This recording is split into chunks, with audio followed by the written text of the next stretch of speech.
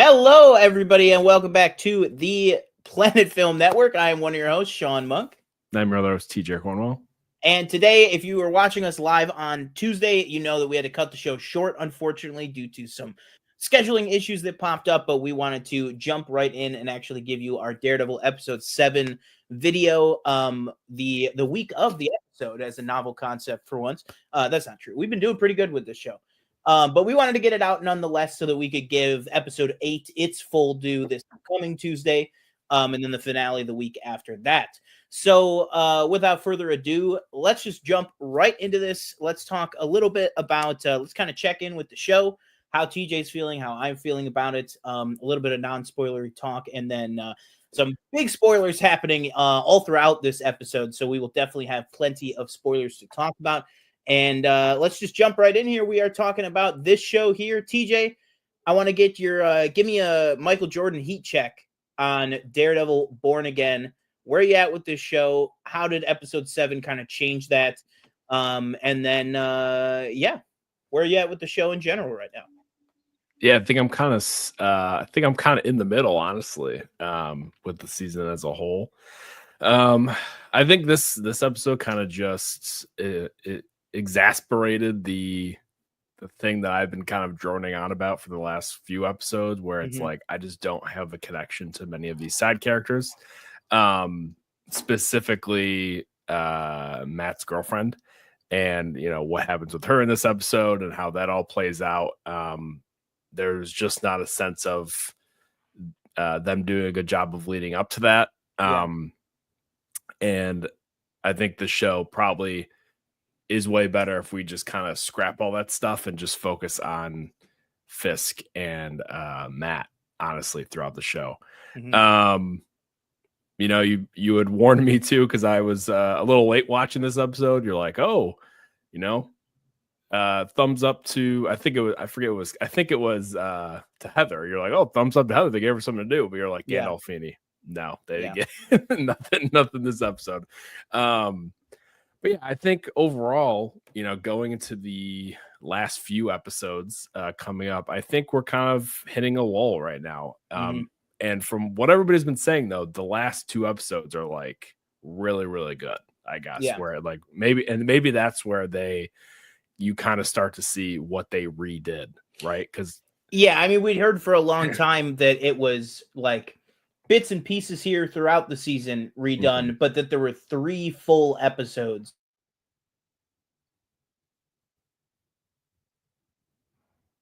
And then these next 2. That's what seems to be the people that got the screeners for the whole season. That's what seems to be what they're saying.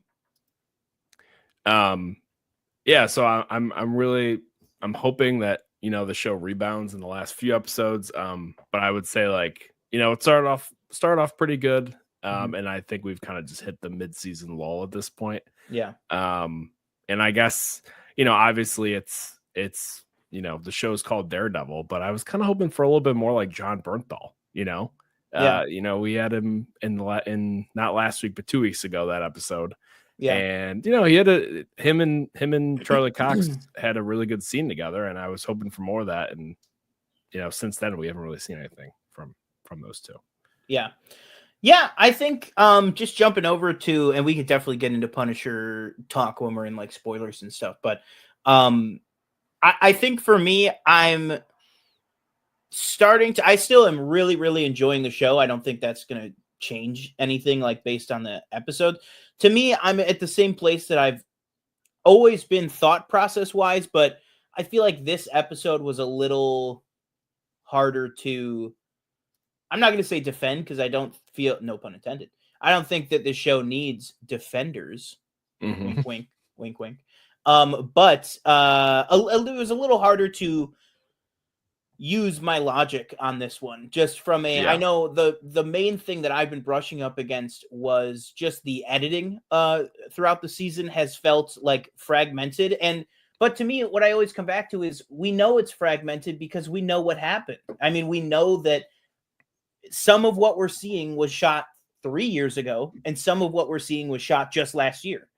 And so it's kind of feels like storylines like Muse, storylines like Heather, were from the original version. And I feel like, again, everything I brush up against as an issue, I can just kind of pat it away as like they're doing the best with what they can, with what they felt they had to do to do stuff.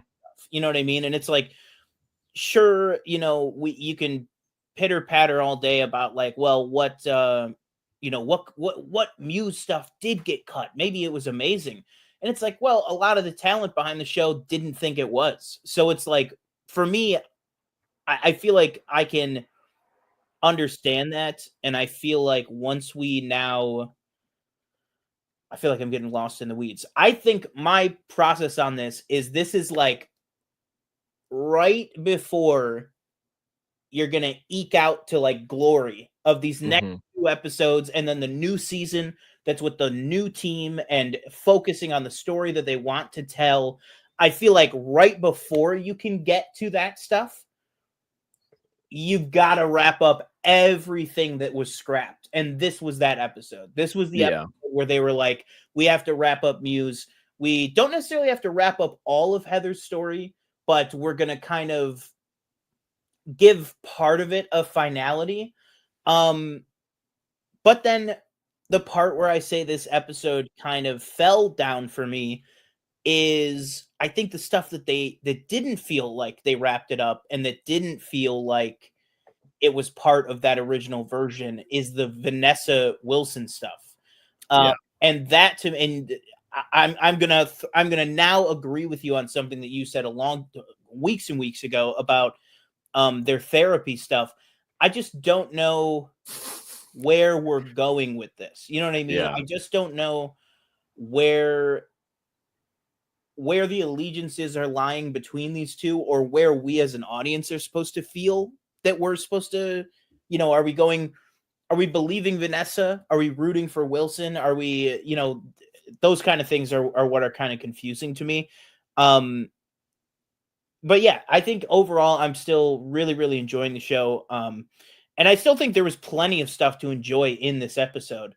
But I feel like it was the most kind of patchwork episode that we've gotten so far. And I think that was like exemplified by nothing more than like the Muse scene with Heather in the office. Because I don't know if you could tell, but that was the first one we've gotten all season. But I just I guess we can just jump into spoilers now if you want to. But for me, overall, it's not affecting my enjoyment of the season. I'd still love being back with these characters and everything like that. But as an individual episode of television, I feel like it wasn't the best. And I feel like if you asked the people making the show, it probably was unavoidable that it wasn't the best. You know what I mean? It's like they were like, listen, we can't just scrap everything they shot. You know what I mean? It's like we have to use these bits and pieces. But just maybe this was, if you're trying to take the puzzle pieces from another puzzle and make the picture from a different puzzle. And it's like, eventually when you get to the border, the pieces aren't going to line up. And I feel like we're at the border and the pieces didn't line up, but now we can kind of move on and start using the new pieces. And so that's what I'm hoping could come back next week. And like we could go episode 8. What the hell happened? This is still not feeling quite right, but I'm going to be real hopeful on this. And I hope that episode 8, 9, and then season 2 and beyond, that like we are like hitting the ground running. But yeah, let's jump into some spoiler talk. Wherever the hell you want to jump into, we could talk about anything. We could talk about Muse or whatever like that. So if you have not seen the episode yet and you're watching this video, jump out now and then come on back where we are going to dive deep into the spoilers that happened in this episode, because there's quite a few big ones. But yeah, let's throw it over to you. Where do you want to go first? Yeah, actually, just speaking to that therapy thing with like Fisk and Vanessa, I think we might already have had the finality of that, honestly. After we see at the end where I forget the gangster's name, Luca, right? That's Luca. The guy. He's going to shoot Fisk because he thinks he's alone, and then Buck kind of comes out of nowhere in the dark and shoots him. So, and then there's obviously editing where it shows Vanessa and Fisk kind of smiling, basically insinuating that they're stronger than ever. Yeah. Where it's like, well, usually you go to therapy because you're not strong. you know, and you have issues where at this point it's like, so oh, maybe you did take it as that. Because I'll be honest, I was you could take it both ways. You could definitely take it both ways. I would be hard pressed to. I mean, I think either way, they're kind of, you know, it's kind of tough to get the audience on board with either decision. Yeah. But I think after listening to some other like reviews, I kind of lean more towards, you know, that they're together. But I could also see it from where you're coming from, where you're like, oh, maybe, you know, they're more separated now. Yeah. Yeah. And I guess the thing that I'm coming down on is like the last time you said, you were like, where is this kind of thing going? I had in my mind, I was like, oh, we're going to like get them in sessions like every week. Right. And it was really just like the first 4 episodes and then they just kind of got dropped. Yeah. And I get it because it's like, it's so hard because every single thing that you talk about with the show, I feel like has to have like Thunderbolts asterisk next to it, because it's like, yes, they dropped it, but I know that that's because the original Vanessa actor wasn't even coming back. Right. And so it's like, did they drop it or did they just not have the time to film 8 episodes worth of therapy scenes? You know what I mean? Like, I don't really know. But it's just hard. And also, you know, it's something that we talked about in our Brave New World, Captain America, Brave New World review, up on the channel now and on the audio podcast network. To me, things in the MCU really brush up against my bristles when, or whatever the hell that phrase is, really grind my gears when it doesn't feel like the MCU. And to me, I felt that a little bit with Luca this entire season. And now that his part in the story is over, I'm still left really confused. It's like, if you're trying to make him be the tracksuit mafia from Hawkeye, why is he not Russian? Like, why is he Italian? And then why are the Irish bank robbers talking to Luca, who's an Italian mob boss, but he's wearing a tracksuit, which we know in the MCU is a Russian faction? So, like, to me, it just kind of, I feel like the mob stuff is just like Penguin, right? Penguin, you saw, granted, it wasn't all the time, but you knew it was like the triads with the 2 guys, you know, the guy that he had the in with and then his boss. You had the like lesbian biker gang. You had, you know, I can think about all these different factions in the Penguin, and they all made sense to me, and they all had very little screen time, and they all made sense because there was a couple of key scenes where you just have Oz doing some exposition, and Sophia as well in different scenes, doing some exposition to explain who each of these people are and what kind of function they serve. And to me, the mob element of this show has just been very muddy, and I just don't understand why, I guess. And again, maybe it's up to the creative rehaul that things just didn't line up when things got reworked. Totally understand that. But at the same time, you still have to judge it based on the finished product. And to me, that's like one of the biggest things that is like not sitting right with me with this whole Luca thing, is like the 1.8 million, then it was the 2.8 million, but I thought it was the Irish that ripped off Luca. So why are they working together on the bank heist? Why is Luca going to, and again, the individual scenes are really good. Like Luca, when he surprises Wilson in his office, that scene is really good. But I'm like, why is Luca surprising Wilson in his office? So I thought it was the other mob. And then I think all the mob stuff kind of pushes the anti-vigilante task force to the side, because I thought that's where we were going now. But they weren't even in this episode. So it's like, it's just kind of it's trying to serve a lot of masters, I think, and not really doing all of them great. And granted, now it seems like you said, maybe we're just meant to think that like the mob stuff is solved now that Luca's gone. their marriage stuff is solved now that they're stronger than ever because they kind of set up Luca to get killed. And then I think they're hoping that kind of makes everybody else fall in line.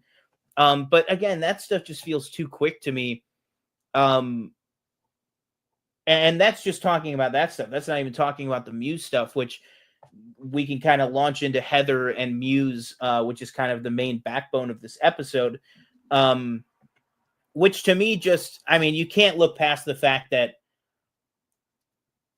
we see him come into her office, and it's almost like the show is like, see, this is the big final appointment. Yeah. That this is happening. And it's like, well, we have not seen they literally say, I think they literally say that, like, oh, like, I think he says something like, oh, times I've seen you before or whatever. I'm like, yeah, and it's like the book signing was the only time we've seen you see each other. I think that was the first episode. Literally, that was the first episode, and we literally haven't seen Muse outside of his costume since then. Yeah. And it was and we didn't even technically know that it was Muse yet. But it's like they did nothing to set up the fact that he is Muse, this connection between the two of them. And stuff like that is just like, it's hard to look past and not be disappointed by. But yeah, I don't know if you want to take it in your thoughts on the whole Muse stuff and everything. Like that. Like you said, it's the best part of the episode. It's the worst part of the episode, just because of, I think that Muse and Heather's kind of interaction back and forth makes absolutely no sense. Yeah. He's like, oh, you're you've unlocked this part of me, or blah, blah, blah. And you're, as the viewer, you're kind of sitting there like, when did this all happen? Like, did this all happen in the back? Like, that makes you think, like, they must have cut a decent amount. Like, there must have been sessions before this that they just got rid of. I would have to imagine, right? Or maybe they didn't get to film. Maybe they, stopped filming all that old stuff and then started with the new stuff, and were like, they were just like, oh, we'll just make this work. I'm wondering if, like, all the Vanessa and Wilson scenes at Heather's office were like taking the place of what was original. Like, I wonder if originally Wilson had no connection to Heather. Yeah. Like that, because the original Vanessa actor wasn't coming back. Right. Now that she's back, it's like, well, what can we do for them? Let's have them go to Heather and have it be that she's like a marriage counselor too, which also is a little bit weird. I mean, I'm not a professional counselor or a psychiatrist, but like, aren't marriage counselors a little more like of a specific profession? Like, isn't it weird? Is it kind of weird that she's like being a marriage counselor to them, but then like a therapist to Muse? And then also she's like writing all these books, which, like, I totally get that. Like, doctors write books all the time and everything. Specifically successful doctors in New York City, I would imagine. Right. But yeah, it's just weird. And then also, I guess we can fold that in. I guess we should 20 minutes into this episode, we should probably get around to talking about Matt. Like, I think just his stuff with Heather, this really was like kind of the straw that broke the camel's back of like, he comes in with like the bruises all over him. And she's like, all these nights, you come in, and he's like, you need to give me space and stuff. And I'm just kind of sitting here thinking, like, what is this relationship? Like, and I get that sneakily on this show, months have passed. Like, it was from, he got elected in November, and now we're in April. So it's like, it's been a long time. But I feel like none of that was like shown to us. Oh, and no. it just feels like they're really, because it is, but it's like it's like two shows fighting for the screen time of one. And I don't know. I just really hope that like in season 2, all that stuff kind of like spreads itself out. You know what I mean? And it's like, I don't care if we keep going with this Heather character. I'd be fine with that. Like, I just give her more time to let me understand this relationship. But yeah, I feel like after the events of this episode, it's like too late. Like, I will say, just thinking of Heather's back and forth with Muse, and then her just talking to Matt, I would say at the hospital. Yeah, I think what they were trying to build to is the conflict of her saying, people that wear masks are cowards. So I think maybe that was kind of the whole thing they're building to. I don't know if they're what they would do with that.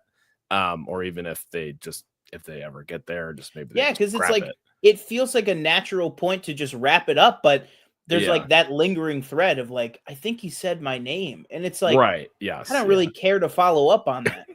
You know what I mean? Like okay, he probably did, but maybe it's best for you two to go separate ways.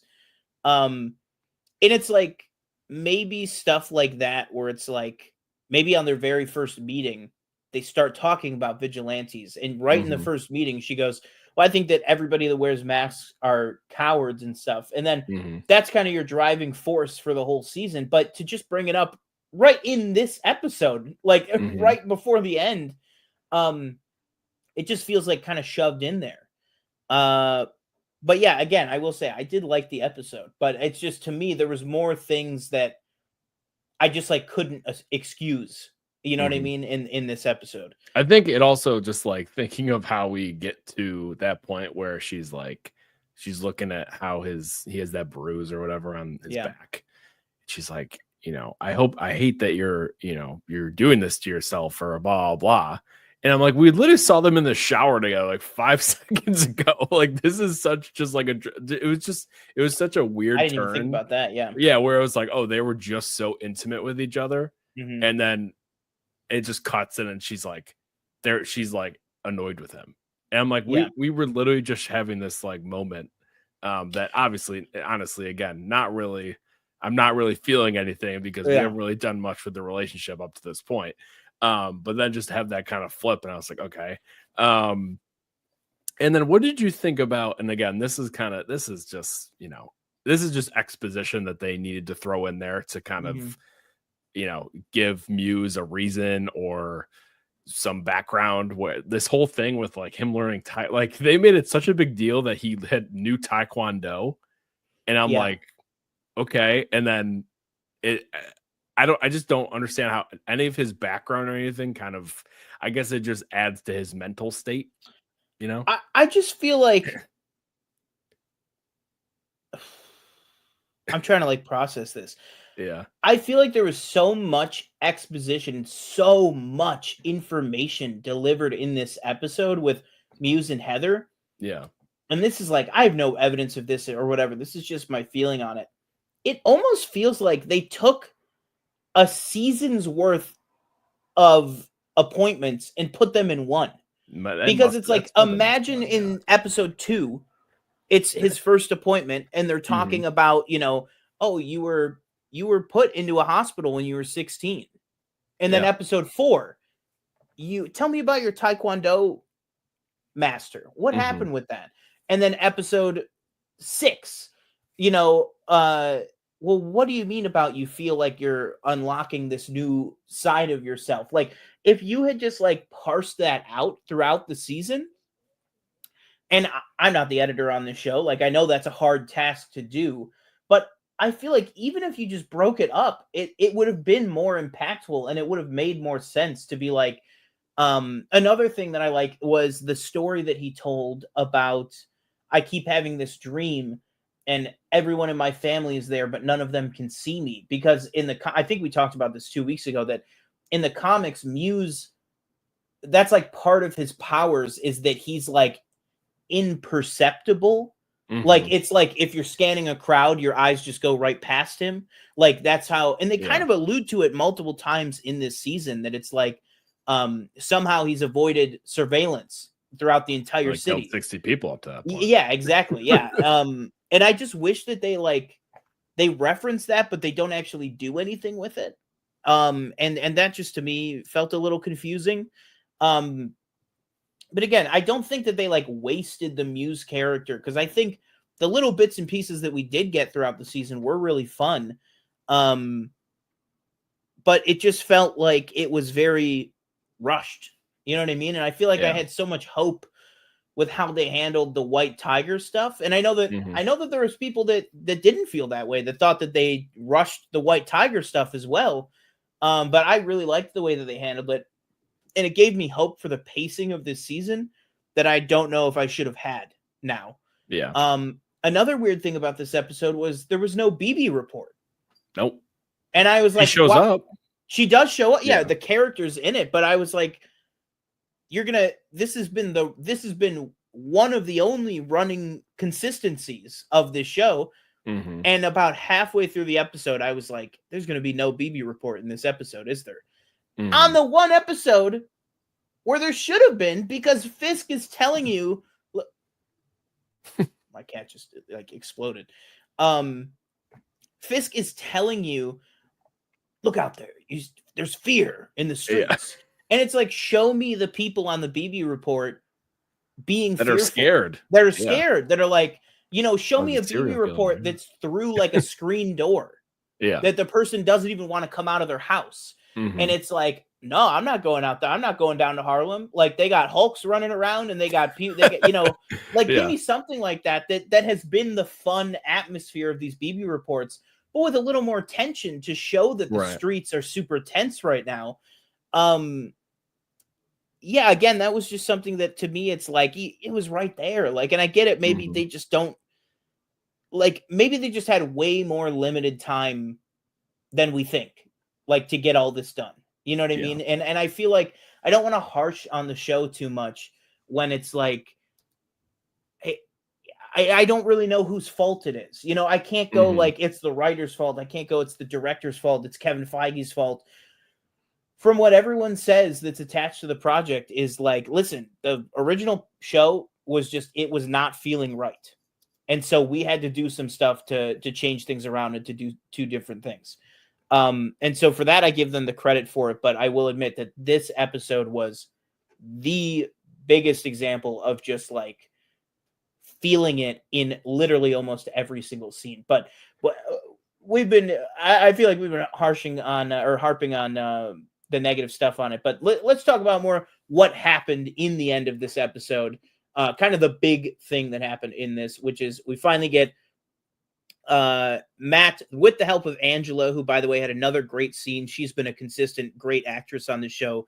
The young actress playing Angela Del Toro gives Matt kind of this tip to go back to Muse's lair, and then at Muse's lair he sees or he feels like the paintings of Heather. And he realizes that Heather must be the next target, about as quickly as the writers figured that out as well. But then we get Matt, which, by the way, Daredevil in broad daylight did not go unnoticed to me, and I liked that. I was like, that's kind of cool, Daredevil operating in broad daylight like that.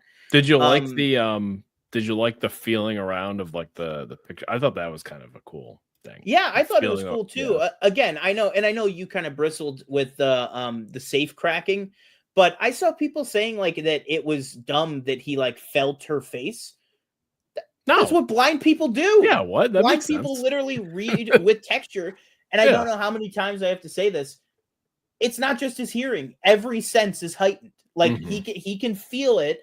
And then also there have been I read this cool comment thread on somebody's review that it was from an artist, and they were like, we actually paint topographically when you paint people's faces. Like it's a style of painting that you actually build up the physical dimensions with the layers of paint. So you're like, it makes perfect sense that he would feel it and recognize his girlfriend. Like, it's not like it's just somebody that he knows. Yeah. And they do edit in him feeling her face and then matching it to the picture. So for me, I thought that worked perfectly. I just think the thing that maybe didn't work perfectly about it was just the fact that it just felt so quick. But nothing about him feeling it, just the fact that it felt quick. But yeah, let's get into the fight itself in the office. I mean, again, the one thing that this show has been delivering on time and time again is the brutal action. I mean, when he does the little move where he fires his what do you call that? Like his billy club, his hook thing. Yeah, he fires it into Muse's back and then rips it back out again. Yeah. I was like, man, this guy is a fucking killer. Like, I will say, there's a lot of times in this show that it feels like Daredevil is killing someone. They really don't want him to kill somebody. Yeah, and then it feels like he's killing these people, and then they're like, no, they were fine. They were really like, I was like, oh, he like did that. I was like, oh, he's gonna kill him, and then he gets shot, and I was like, oh man, they're really just like they. I think that maybe that would be is what if it eventually happens, assuming these last two episodes he kills somebody. I think they will have done a really good job at least building up to that, where it's like he's getting close every single time, but he just doesn't quite go that extra step. And I think maybe these last 2 episodes, that might be a line that we finally cross. Yeah, let's wrap up this Muse thing, and then I want to talk about what we could see in 8 and 9. Mm-hmm. So as we said, Muse bleeding out all over the place. Matt basically has him completely finished. And then Heather pops out of the gate with pop, and just blows him away. Yeah. So no more Muse. And then obviously right at the end of the episode, we do get. I was wrong. They are in the episode, but they don't do much. But we do get the fit in the anti. They just take the credit. Yeah, exactly. Yeah, and then we get another. They do kind of give Gandolfini something where he's at the end of the episode. He's like pressuring BB, and he's like, "Listen, you wanted the access. Now this is the price you pay." Where it's like, you run the story that we want you to run. So what were your thoughts on kind of the whole end of this episode? And then we can kind of jump into what we think might happen in 8 and 9. Yeah, I think they're obviously leading to something between Heather and Matt and his identity and that whole thing being revealed. Just jumping off real quick, again, not having to do with the ending, but Kirsten as a character. Yeah. I don't really know what we're doing there. That might be worse than Gandolfini, honestly. Because at least I think it's worse because I really like her. Yeah, she has got nothing. Like, or if she had something, they just got rid of everything. Mm-hmm. This episode, literally, she got her only thing to do in it is going, "You always shut me out," and then they shut the door on her. That's it. Yeah. That's all she does. Fisk and Vanessa, that was an interesting thing. I could, again, like I said, I could see it from both sides. I think maybe they're kind of tighter than they were, but like you said, they could be more opposed now than ever. And then what was the other thing? And I think that goes to it goes to the, what do you call it? The lack of clarity of the storytelling in this episode is that the fact that you literally just said, like you said, it could be they're closer than ever or they're farther apart than ever. Yeah. It's like, well, you kind of want to convey that to the audience. But yeah. And then like you said, Gandolfini and BB. I think maybe I would guess, like I said, he has probably a bigger role to play at some point. Yeah. I just don't know what that is, and they haven't done a very good job of leading up to that. So maybe, again, what he said is maybe the first kind of direction in him gaining more trust with Fisk and then becoming a kind of bigger part of the whole show, I guess. Yeah, I agree 100%. And I think it'll be interesting to see where Daniel goes from here. And I kind of want to parlay that into talking about the next 2 episodes, which we know based on trailer footage that we have some more Karen coming. We obviously know we have a lot more Punisher coming because we've seen him in multiple scenes and multiple settings. That him and Matt are going to team up and go up against the anti-vigilante task force. But yeah, we have kind of all that to deal with. We also know that Bullseye is going to be coming back in these next 2 episodes because and these aren't spoilers even from the set pictures. They released a mid-season trailer that had all these shots of these different characters. Obviously, we have not seen any of them yet. So where do you kind of think that this is all heading to? I feel like for me, I guess if I had to stitch some stuff together, maybe Bullseye somehow gets out, or maybe Frank goes and maybe breaks Bullseye out to kind of push Matt to confront him. Because I feel like you said, kind of leading to, is he going to kill someone? I feel like that person has to be Bullseye. It's got to be a full circle moment to the beginning of the season where it's like Bullseye is going to get out. He's going to be part of whatever the chaos is with all these vigilantes running around. If it does end up something where it's like Frank, like, either is pushing him to kill, something like that, I will almost feel like these episodes will feel out of order because that conversation again happened like 2-3 weeks ago, where it's like, well, how did we get to this? How did we get to this point? Like, And maybe they do a good I'll job actually do you one better than that. bring it all together. That conversation took place 4.5 months ago. Yeah. Yeah, because remember, that took place right after Hector got killed. Okay. Which was in January, and we're now in April. Oh, jeez. Yeah. Okay. Now, whether the show remembers that, yeah, that's another story. But it's been a while. But I would agree with you. Like, if he's gonna kill anybody, it would probably be Bullseye. Yeah, I would have or to if he's even tempted to kill someone, it's got to be him. He killed his best friend, obviously, and he was pretty freaking close to killing him in the first episode. Yeah, say what I agree with you that I think it was from Matt's perspective. I think Matt thought that he did kill him. Yeah, like I mean, it's like you throw him off the fucking roof. I think that's lights out. Like. And I think there probably ends up something with either Heather and Matt. I don't know if they go their separate ways or something with he finally comes clean about who he is, and how that kind of fits in their relationship, and kind of go into season 2 dealing with all that stuff. Because again, I think, do you think we even get Heather in season 2, or do you think she's done after this season? I can't imagine that whole. And maybe I'm just thinking too much of the show and where they were at in this season, but I can't imagine that whole like having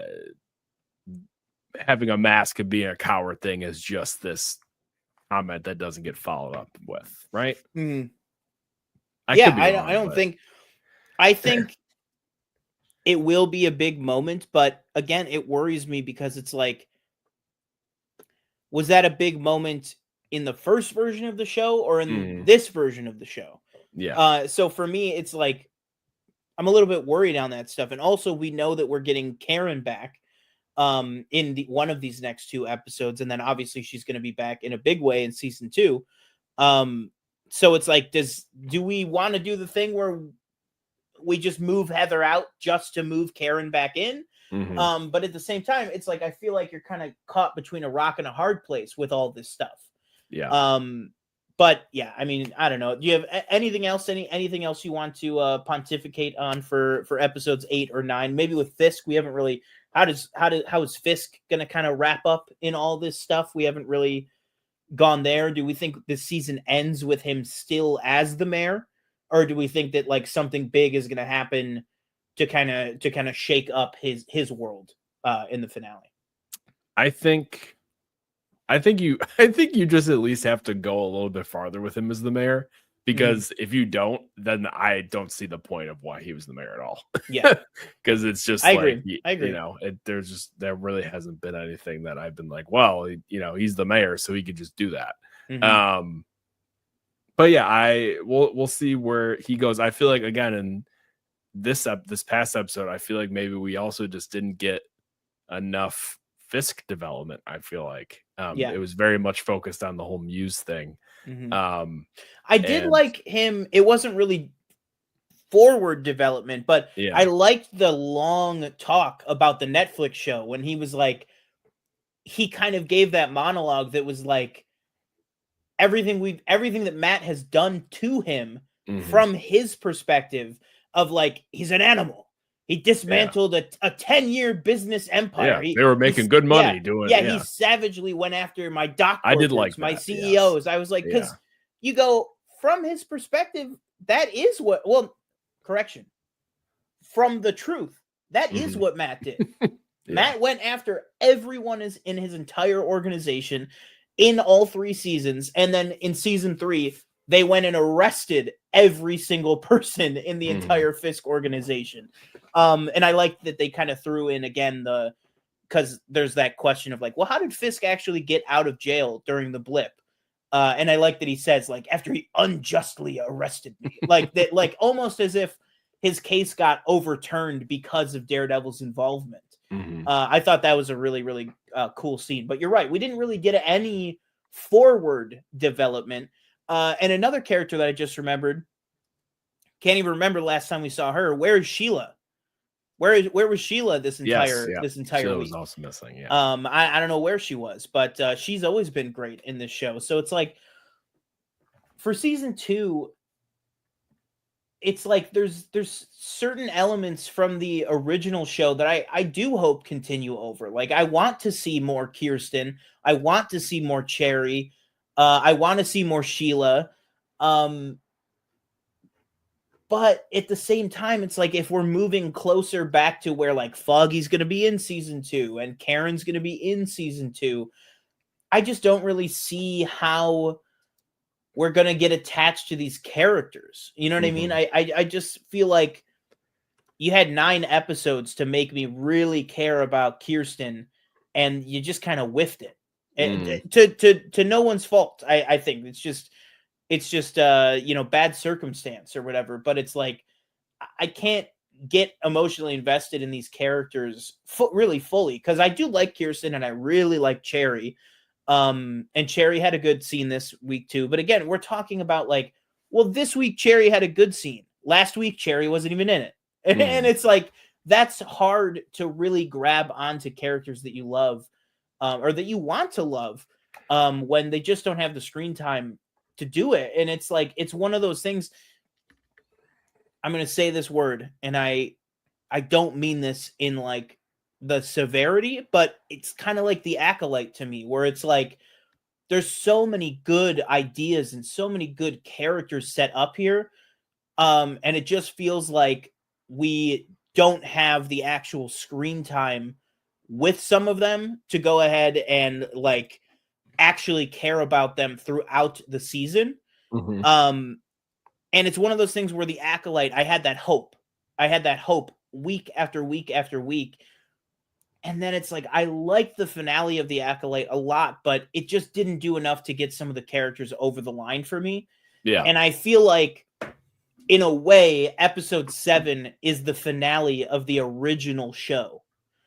And if it is, like I don't see there being more for Kirsten to do in these next 2 episodes when we're bringing Frank and Karen back. You know what I mean? It's like, these first 7 were really where you had a good run to make these characters work.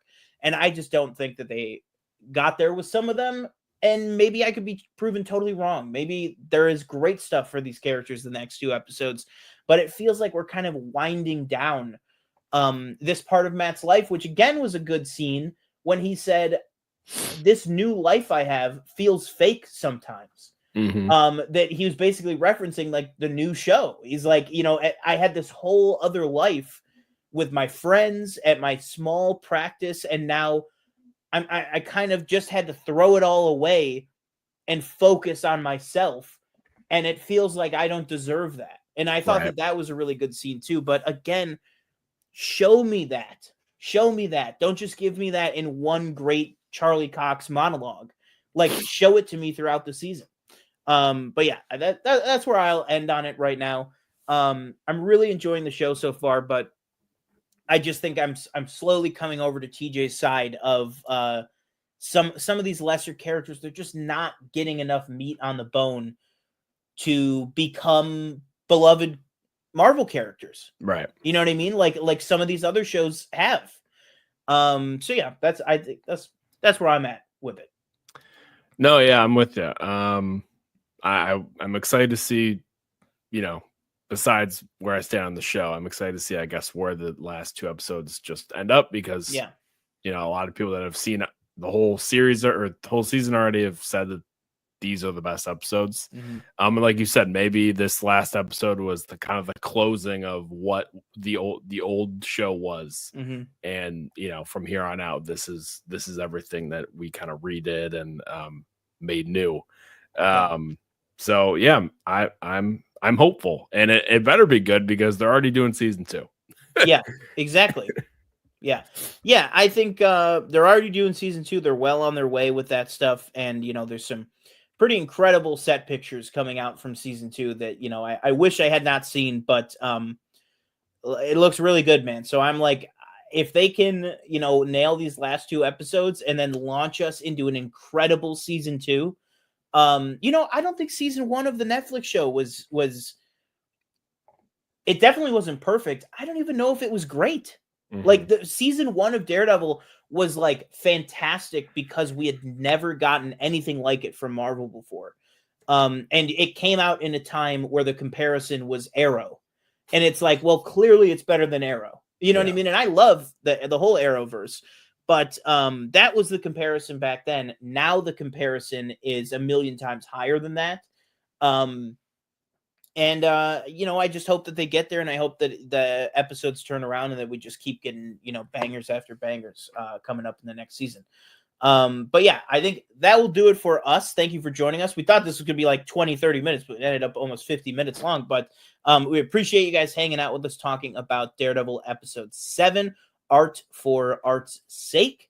That will do it for me. I've been one of your hosts, Sean Monk. I've been another TJ Cornwell. Thank you for watching. Please comment below what you thought of the episode. Subscribe, hit the like button, follow us on all our social medias, Twitter, Instagram, and TikTok. And we will see you next time. Boom.